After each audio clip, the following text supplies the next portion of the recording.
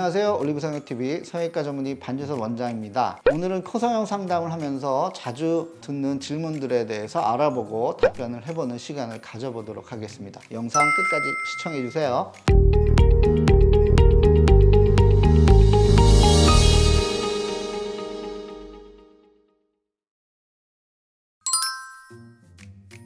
수면 마취는 말 그대로 잠을 자는 마취인데요. 정맥 주사제로 수면 마취제를 주사하는 형태고요. 전신 마취보다 훨씬 더 편안하고 회복이 빠릅니다. 전신 마취는 흔히 TV에서도 보실 수 있겠지만 기도에 튜브를 넣는 삽관을 하고요. 이를 통해서 이제 마취 가스를 흡입시켜서 시행하는 마취죠. 수면 마취의 가장 다른 점은 자가 호흡이 소실되고요. 근육이 이완돼서 인공 호흡기를 통해서만 호흡이 유지된다는 점이죠. 더 깊은 마취 상태이기 때문에 큰 수술을 할 때 주로 시행하는 마취 방법입니다. 저는 거의 모든 코 수술을 수면 마취로 진행하고 있는데요. 콧뼈를 절골하거나 자간의경고를 사용하는 코 수술 경우도 수면 마취를 선호하고 있습니다. 수술 받는 분이 훨씬 더 편안하고 회복이 빠르고 안전성이 더 높기 때문이죠.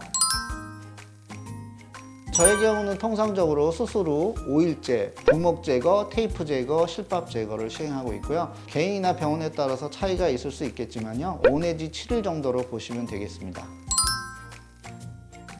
붓기와 멍은 개인의 회복 속도에 따라서 다를 수 있고요. 대개 수술 후 1, 2주 정도면 다른 사람들이 수술 여부를 잘 알아보기 어렵습니다. 회복 기간은 멍이 안 들면 1주, 멍이 들면 2주로 말씀드리고 있습니다. 다만 붓기와 멍이 심한 경우라면 3, 4주 정도까지도 표시가 날 수 있겠죠. 자가연골인 귀연골, 비중격연골, 자가능연골은 장단점은 있지만 모두 우수한 재료고요. 상태나 원하시는 사항에 따라서 적절히 선택하여 사용하시면 안전하고 지속적이며 좋은 결과를 얻으실 수 있습니다. 다만 자가연골이 아닌 기증늑연골은 개인적으로 잘 권해드리지 않고 있는데요. 기증늑연골은 자가연골 대비 장기적인 모양 변형 가능성, 재수술 가능성이 높고요. 안전성이 다소 떨어진다고 보기 때문이죠. 간혹 이런 질문 듣는데요. 저는 통상적으로 하루에 2건 정도 집도를 원칙으로 하기 때문에요. 항상 컨디션 조절은 잘 되니 이에 대해서 걱정하실 필요는 없겠습니다. 그리고 제 경우는 경력이 많기 때문에 수술 결과가 컨디션에 크게 좌우되지는 않는다고 말씀드릴 수 있겠네요.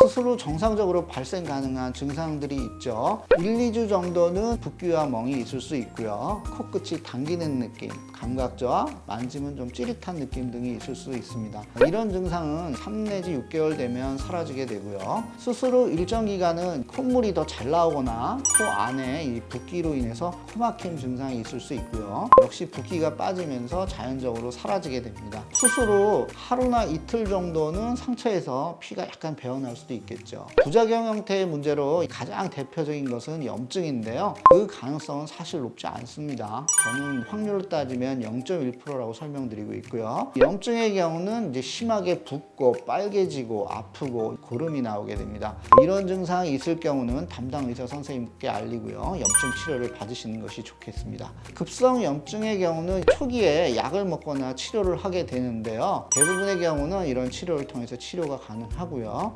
최악의 경우라 그러면 보형물을 제거하고 한두 달 후에 다시 재삽입하는 경우가 있을 수 있다. 그렇게 말씀드릴 수 있겠네요. 오늘은 코 상담할 때 자주 질문하는 질문들에 대해서 답변하는 시간을 가져보았는데요. 재밌게 보셨나요? 혹시 이 질문 말고도 더 궁금하신 점이 있으시면 이 밑에 댓글로 남겨주시고요. 도움이 되셨다면 좋아요와 구독, 알림 설정 잊지 말아주세요. 지금까지 올리브성형TV 성형외과 전문의 반준섭 원장이었습니다. 감사합니다.